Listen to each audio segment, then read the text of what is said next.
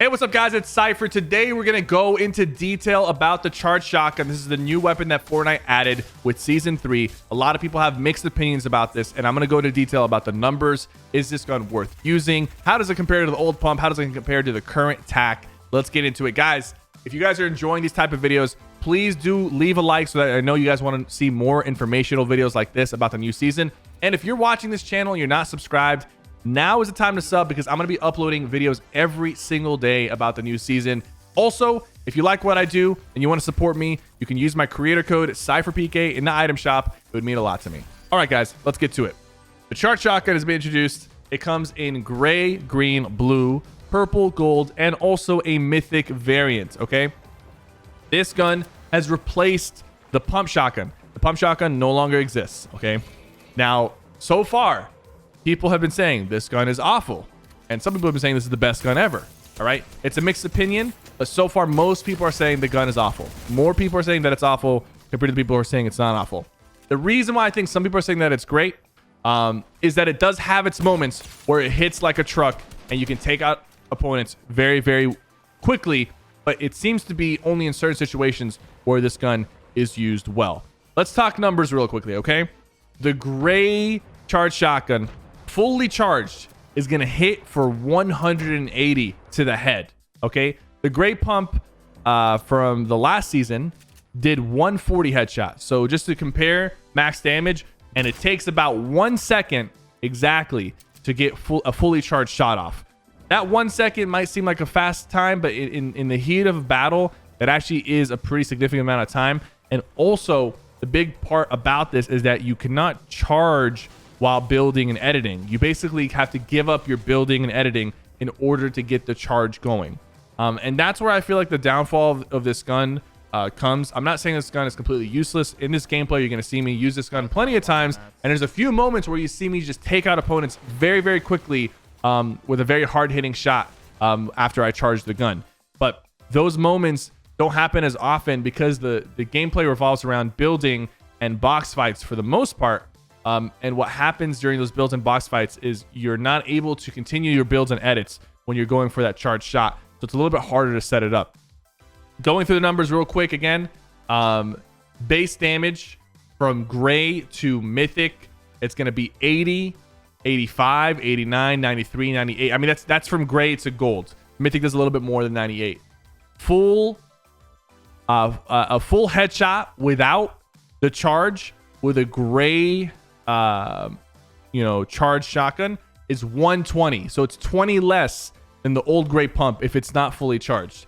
And then a non-fully charged shot with the gold charged shotgun is 147, which is considerably less than the gold pump from last season, which did 220 to the face. To give you the real comparison between the pump and the charge, we got to look at the fully charged headshot. The fully charged headshot from a gold charged shotgun is 220. That is the same number as the gold pump shotgun. However, the gold pump shotgun did not have to be charged in order to get that damage. And that's where the biggest difference is going to be. The charged shotgun also does have extremely good range. It has much, much better range than the pump, and much better range, extremely better range than the tack. It can hit really hard from a distance. I'll show you some clips of that happening right here.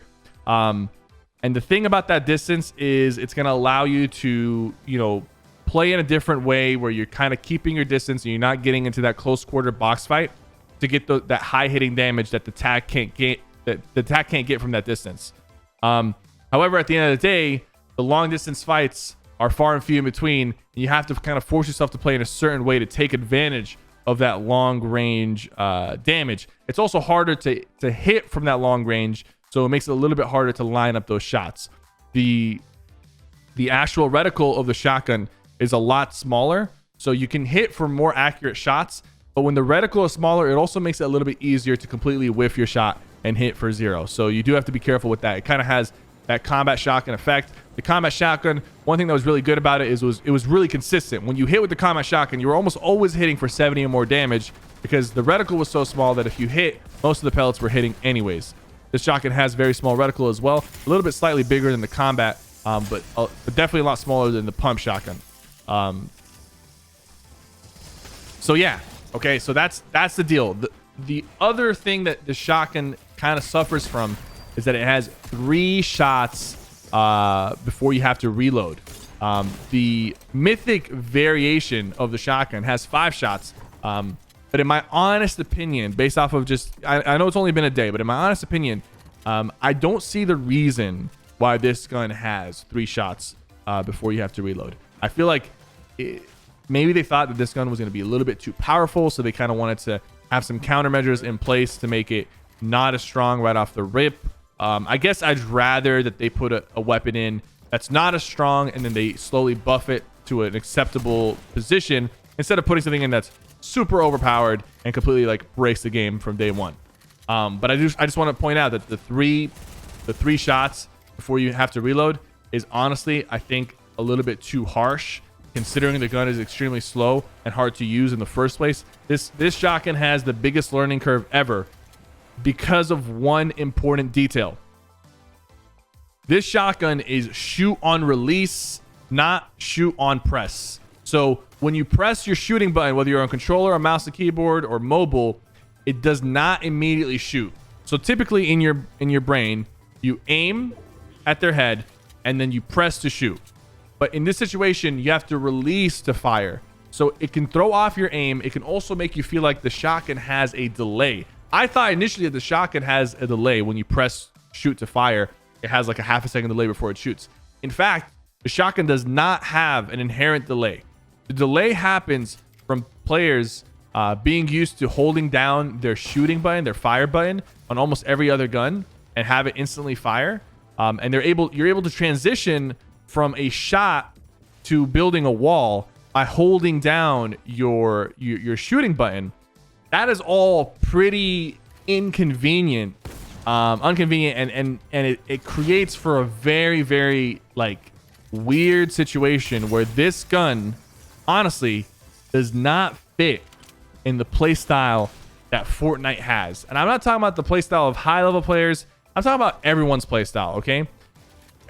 Most people who play this game build and edit, and you utilize building because that's what Fortnite is. Fortnite is about building. But when you're charging the shotgun, you are not in the process of building. Sure, you know, you would have to change your playstyle completely. And sure, it can be somewhat useful under certain circumstances. As you can see in this video, there was a couple situations where I was able to utilize it really well. But the problem is that you're sacrificing mobility, editing, and building to hit a shot that the old pump could hit without doing that. The gold pump, right, could hit for 220 headshot without being charged. The biggest bonus that this charged shotgun has over the gold pump or the other pumps in the past is that this shotgun has extremely high body shot damage. A fully charged gold charged shotgun to the body is going to hit for 147. So you don't even have to aim for their head. If you shoot them in the leg and all the pellets hit, or if you shoot them in the chest and all the pellets hit, you will do 147 damage with the gold charge, 153 if it's a mythic. Now, the problem as well is that when you're fully charged, there's an audio that your gun makes that you hear and your enemies hear very, very clearly. You are not going to be surprised when you get hit with the shotgun because you're going to hear a very distinct noise that it's being charged. That noise gives people the defensive measures that they need to build a wall in between you and them. You can't kind of surprise attack somebody with this gun. You can't like charge it from behind a wall and then surprise them while you jump out because they're going to hear that. They're going to know exactly where you are and they're going to be on the defensive when they hear it. The sound is very, very obvious. It's very distinct and you can hear it from very far away as well. So the gun doesn't do itself any favors with the charge mechanic because so far when you're charging, you're slower. You can't build, you can't edit, and you make a very, very loud sound that everyone can hear. You cause a lot of attention to yourself and you make it impossible to get the jump on your opponent.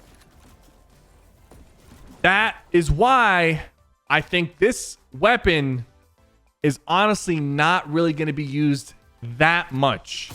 But Now we have the storm before everyone says, okay, well, it's time to run the attack shotgun.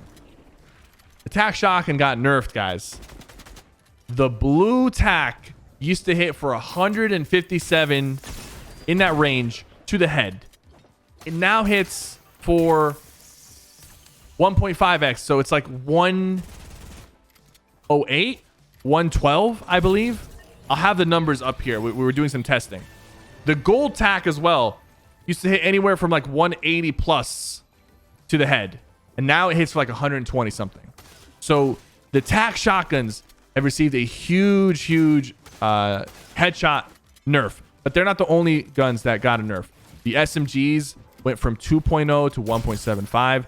And the ARs went from 2.0 to 1.5. So damage across the board from these weapons have been reduced. So you're not going to get that hard-hitting shot with the tack either. The only way to hit somebody for 200 or even above 150, actually, the only way to hit somebody with a shotgun at all, point blank, any shotgun for more than 125 is to use the charged shotgun. So even though I'm giving you a lot of reasons why this gun has its issues and it's hard to use, I still think it's important for you to figure out how to use it and try to implement it into your playstyle, because at the end of the day, you still are going to want to be able to hit hard-hitting shotgun shots. Now, the other option that you have is to just not run a shotgun at all. Find a P90, find the drum gun, use ARs and snipers. It's a little bit weird, crazy, but I don't know if this is kind of the direction they're trying to go for. But we have a situation right now where shotguns in general, both attack and the charge, are a lot weaker. Like the whole shotgun spectrum is a lot weaker. That using just spray weapons might be the move. But keep in mind, spray weapons did also get nerfed. They're doing less damage, less headshot damage. Still the same body damage though, and we do have the P90. You'll notice in this game, I got a couple decent limbs with the P90, even though like I would hit a little bit with the shotgun, but then I'd swap to the P90 and finish somebody off. So we're in a bit of a tricky place, okay? I know you came to this video looking for answers. You got some answers, but at the end of the day, I'm not sure which weapon I'm leaning towards. I still think there's some time that needs to be had and some discovery to be had regarding the shotgun. The tack is still going to be reliable and consistent. It's going to do less damage, but at the very least, it's going to be very reliable, and it fits into the Fortnite playstyle that currently exists, okay? So when you're using the tack, I feel like a lot of times the fights that I've lost today have been against very aggressive players with attack. It's hard to play aggressive with the charged shotgun. It's hard to W key with the charged shotgun. You're almost forced to play very defensive, and if that's not your playstyle, it might not work out for you. Another point I want to make about the charged shotgun is that when you're charging it up, it increases in damage pretty precisely. So if you barely charge it up a little bit, let's say the shotgun's meant to do 100 body shot, it'll do like 105 or 110. If you halfway charge, for example, if you halfway charge the gold charged shotgun, so fully charged is about 1 second of charging, right? But if you halfway charge the gold charged shotgun, you will do 200 damage. So you don't have to charge all the way to get a 200 shot with the gold or the purple or the mythic. You can halfway charge it and still hit that 200, which is something you should keep in mind, because that's a little bit of save time, and it's a pretty big deal in the grand scheme of things. So halfway charge on the gun can still get you a big boost of damage, both with the body shot and headshot.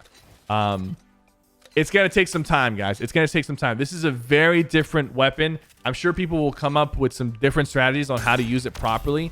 But at the end of the day, you can't ignore this gun, because you're going to pick it up off the ground early game. You're going to have to know how to utilize it, how the charge works, how you can utilize the charge. Because if you don't, you're going to find yourself just dying a lot when you're using it. So that's very important. You really cannot ignore it.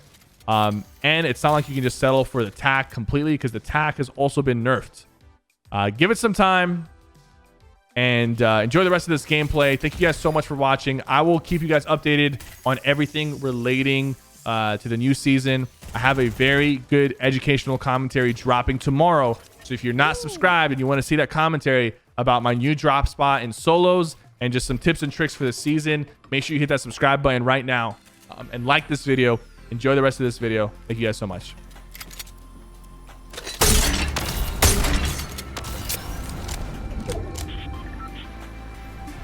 That's great. That's hot, dude. That's hot. The shockwave grenade launcher is literally my favorite gun. I love it.